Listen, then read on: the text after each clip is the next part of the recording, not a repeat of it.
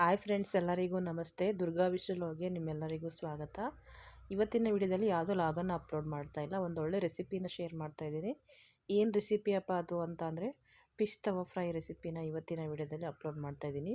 Full video ನೋಡಿ, ವಿಡಿಯೋನಲ್ಲಿ skip ಮಾಡಬೇಡಿ. ಫಿಶ್ನಲ್ಲಿ ಫಿಶ್ ಕಬಾಬ್ ತಿಂದು ಒಂದ್ಸರಿ ಬೇಜಾರಾಗಿದ್ದರೆ ಈ ರೆಸಿಪಿನ ಟ್ರೈ ಮಾಡಿ, ತುಂಬಾ ಚೆನ್ನಾಗಿರುತ್ತೆ. ಈಗ ಫಿಶ್ ತವಾ ಫ್ರೈ ಮಾಡೋದಕ್ಕೆ ಏನೆಲ್ಲ ಐಟಮ್ ತೊಗೊಂಡಿದ್ದೀನಿ ಅಂತ ನೋಡೋಣ. 1 kg ಅಷ್ಟು ಮೀನನ್ನು ತಗೊಂಡಿದ್ದೀನಿ. ಈ ರೀತಿ ಚೆನ್ನಾಗಿ ಶೇಪ್ ಇರೋ ಥರ ಇರೋ ಮೀನನ್ನು ತಗೊಂಡ್ರೆ ಚೆನ್ನಾಗಿರುತ್ತೆ. ಅದ್ರ ಜೊತೆಗೆ ಶುಂಠಿ ಬೆಳ್ಳುಳ್ಳಿ ಪೇಸ್ಟು, ಲೆಮನ್ನು, ಮೆಣಸಿನ ಪುಡಿ, ಹಾಗೆ ಪೆಪ್ಪರ್ ಪುಡಿ, ಅರಿಶಿನ ಪುಡಿ, ಧನಿಯಾ ಪುಡಿ, ಹಾಗೆ ಚಿಲ್ಲಿ ಪೌಡರು, ಇದ್ರ ಜೊತೆ ರುಚಿಗೆ ತಕ್ಕಷ್ಟು ಪುಡಿ ಉಪ್ಪನ್ನು ತಗೊಂಡಿದ್ದೀನಿ. ಸ್ವಲ್ಪ ಗರಂ ಮಸಾಲ ಕೂಡ ತಗೊಂಡಿದ್ದೀನಿ. ಈಗ ಒಂದು ತಟ್ಟೆಗೆ ಎಲ್ಲ ಮಸಾಲೆನೂ ಹಾಕ್ಕೊಂಡು ಮಿಕ್ಸ್ ಮಾಡ್ಕೋಬೇಕು ನಾವು. ನೋಡಿ, ಈಗ ಶುಂಠಿ ಬೆಳ್ಳುಳ್ಳಿ ಪೇಸ್ಟನ್ನು ಹಾಕ್ಕೊಂಡಿದ್ದು, 1 ಚಮಚದಷ್ಟು ಶುಂಠಿ ಬೆಳ್ಳುಳ್ಳಿ ಪೇಸ್ಟನ್ನು ಹಾಕೋಬೇಕು. ಅದ್ರ ಜೊತೆಗೆ ಪೆಪ್ಪರ್ ಪೌಡರು, ಕರಿಮೆಣಸಿನ ಪುಡಿ, ಅದ್ರ ಜೊತೆಗೆ ಅರಿಶಿನ, ಹಾಗೆ ಚಿಲ್ಲಿ ಪೌಡರು, ಸ್ವಲ್ಪ ಖಾರವಾಗಿ ಸ್ಪೈಸಿಯಾಗಿರಬೇಕು. ಜೊತೆಗೆ ಗರಂ ಮಸಾಲ, ಹಾಗೆ ಧನಿಯಾ ಪೌಡರು ಇಷ್ಟನ್ನು ಹಾಕ್ಕೊಂಡು ಇದ್ರ ಜೊತೆಗೆ ನಾವು ರುಚಿಗೆ ತಕ್ಕಷ್ಟು ಉಪ್ಪನ್ನು ಹಾಕೋಬೇಕು. ಉಪ್ಪನ್ನು ನೋಡ್ಕೊಂಡು ಹಾಕೋಬೇಕು. ಸ್ವಲ್ಪ ಜಾಸ್ತಿ ಆದರೆ ಉಪ್ಪು ಆಗಿಬಿಡುತ್ತೆ. ಆದ್ದರಿಂದ ಈಗ ನಿಂಬೆಹಣ್ಣನ್ನು ಹಾಕ್ಕೊಳ್ಳೋಣ. ಕ್ಲೀನಾಗಿ ಎಲ್ಲ ಬೀಜ ತೆಗ್ದು ನಿಂಬೆಹಣ್ಣನ್ನು ಹಿಂಡ್ಕೊತಾ ಇದ್ದೀನಿ. 1 ನಿಂಬೆಹಣ್ಣು ಬೇಕೇ ಬೇಕು.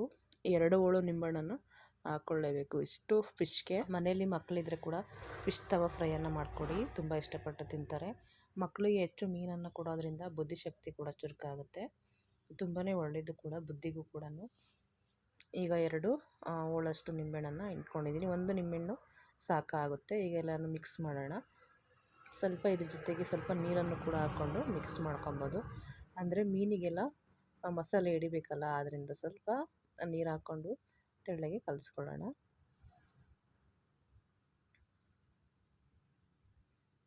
ನೋಡಿ, ಈ ರೀತಿ ಸ್ವಲ್ಪ ಖಾರ ಎಲ್ಲ ಜಾಸ್ತಿ ಹಾಕ್ಕೊಂಡ್ರೆ ಖಾರವಾಗಿ ಚೆನ್ನಾಗಿರುತ್ತೆ. ಉಪ್ಪು ಖಾರ ಎಲ್ಲ ಒಂದೇ ಮೀಡಿಯಮಾಗಿ ಹಾಕ್ಕೊಬೇಕು. ಖಾರ ಸ್ವಲ್ಪ ಜಾಸ್ತಿ ಹಾಕ್ಕೊಂಡ್ರು ನಡೆಯುತ್ತೆ. ಈಗ ನೋಡಿ, ಎಲ್ಲ ಮೀನಿಗೂ ಕೂಡ ಕ್ಲೀನಾಗಿ ಹಾಕ್ತಾಯಿದ್ದೀನಿ. ಈಗ 2 ಕಡೆ ಮೀನು ಸುತ್ತ ಕೂಡ ಹಾಕ್ಕೋಬೇಕು. ಇದನ್ನು ಮೀನೊಂದು ಪೀಸ್ ತಗೊಂಡು ಕ್ಲೀನಾಗಿ ಮಸಾಲೆನೆಲ್ಲನೂ ಅದಕ್ಕೆ ಸವರ್ಕೊತಾ ಇದ್ದೀನಿ.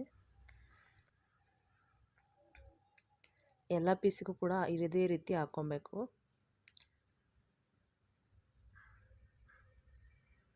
ಈ ರೀತಿ ಅಪ್ಲೈ ಮಾಡಿ ಮತ್ತೊಂದು ಪ್ಲೇಟ್ಗೆ ಎಲ್ಲವನ್ನು ಹಾಕಿ ಇಟ್ಕೊಳ್ಬೇಕು.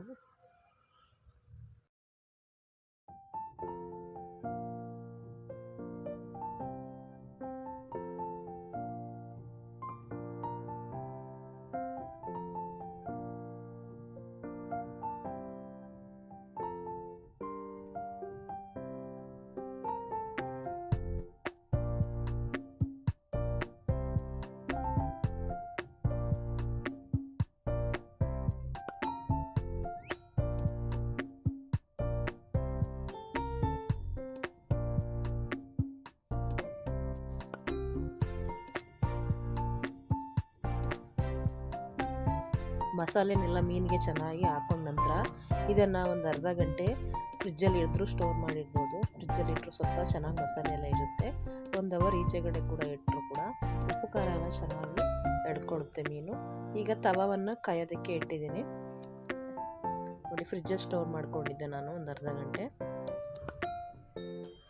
ತವಾನ ನೀಟಾಗಿ ಕಾಯೋದಕ್ಕಿಟ್ಟು ಅದಕ್ಕೆ ಎಣ್ಣೆನ ಹಾಕೋತಾ ಇದ್ದೀನಿ. ಎಣ್ಣೆ ಹಾಕ್ಕೊಂಡು ಒಂದೊಂದೇ ಪೀಸನ್ನು ಚೆನ್ನಾಗಿ ನೀಟಾಗಿ ಬೇಯಿಸ್ಕೊಬೇಕು. 2 ಸೈಡು ಚೆನ್ನಾಗಿ ಬೇಯಬೇಕು.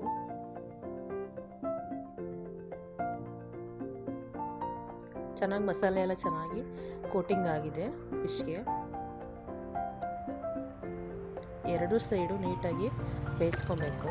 ತವಾದಲ್ಲಿ ಬೇಯಿಸ್ತಾ ಇರೋದ್ರಿಂದ ನೀಟಾಗಿ ಬೇಯೋದಿಲ್ಲ.